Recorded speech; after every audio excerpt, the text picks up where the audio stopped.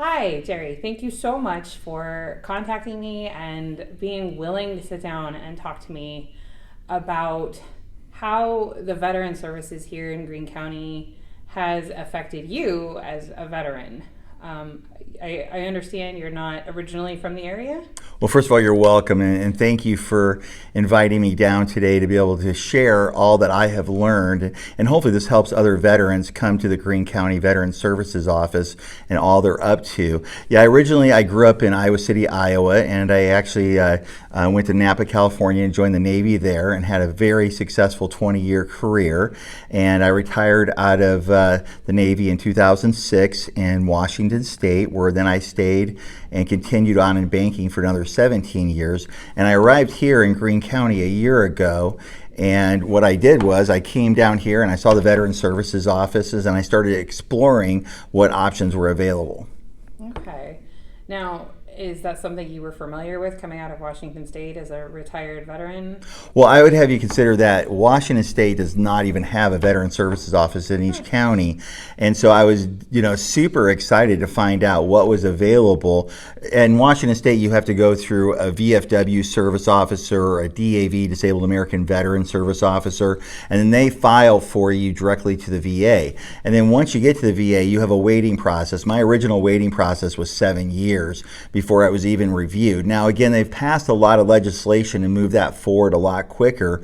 But at the same time, in certain states like Washington State, I have friends that are still waiting months and months to get procedures, and some even years, sadly, to get procedures done. And so a lot of the red tape by having a county veteran services office has been cut out. For example, I'm now starting college in the fall, which it was an opportunity I didn't even know existed, and it's called vocational rehab. And since That's cool. it is. So since I'm a protected disabled veteran, I qualify for that, and I went through the interview with the VA doctor out of Cincinnati, and he said, "You're highly qualified." Well, again, it was something I could have done 16 years ago, but I didn't know about it. So one of the things that the representative that I have here, her name's Amy Dunn, and she was assigned to me, and she has literally changed my life. And one of the things that I find is it's not just with college, for example, it's the other entitlements. And there's a difference between a benefit and an entitlement.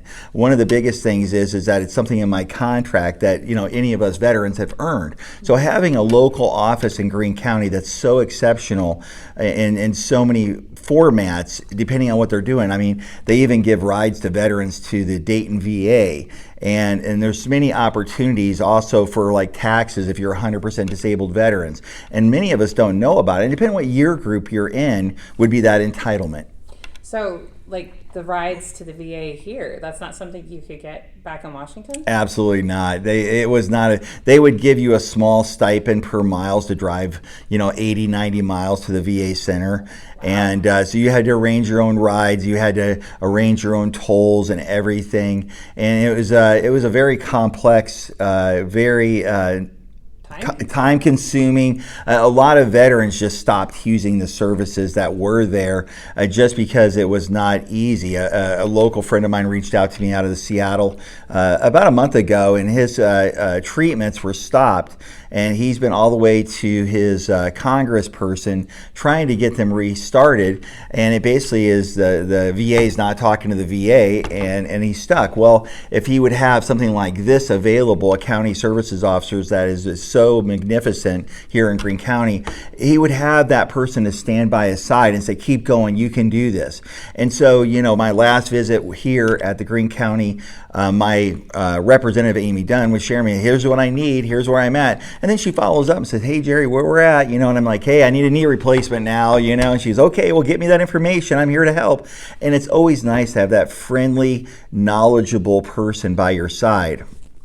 That is. It sounds like it's very useful. And they seem to have the information that makes getting paperwork done and knowing who to talk to that you're not used to, it sounds like. Well, and I would have you consider reaching out to you was super important, because our county commissioners are doing an amazing job here also, which again we didn't have in Washington State. So you're talking decision makers that actually, and one of them is actually a 20-year veteran like myself. So being that interested in this and finding out, how budgets work and how things work, I'm just so pleased that this opportunity exists for me and other veterans here in Greene County.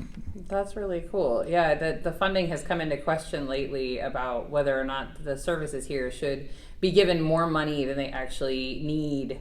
As a veteran, would you rather see money used or money given to veteran services even if they don't need it, or would you rather see, how would you rather see the tax dollars spent? Well, again, as a person that pays tax dollars here in Greene County and in Fairborn and where I work, I think that really most people like the fact that they budget not only conservatively, but also not wasteful. So, one of the examples I give in Washington State is that, they've had the same construction project going on a highway for 40 years. It's still going. It will go forever.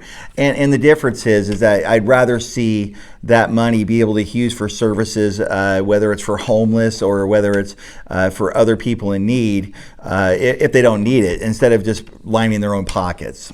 Yeah, well, that makes a lot of sense too. It's definitely better to be fiscally responsible, I think. Doesn't matter what public service you're in the long run, right? Absolutely. And one of the things that I find is that many of the services here, I got to vote for the first time in person. I've never able to vote in person, because in my military career, I always did ballots that were sent to me. And then once I retired in Washington State, they do not have in-person voting. And so having that option here was so amazing. And it's right here in the same building as the Veteran Services. So again, one of the things that I will plug is that, if you're a fellow veteran, you'll see the sign that says Veteran Services Office. All you have to do is walk in, sign your name, and you can meet with the representative and learn all about, your entitlements that are available here. That's really cool. Thank you so much for sitting down and having this chat with me today, Jerry. You're very welcome, and thank you for being available for me.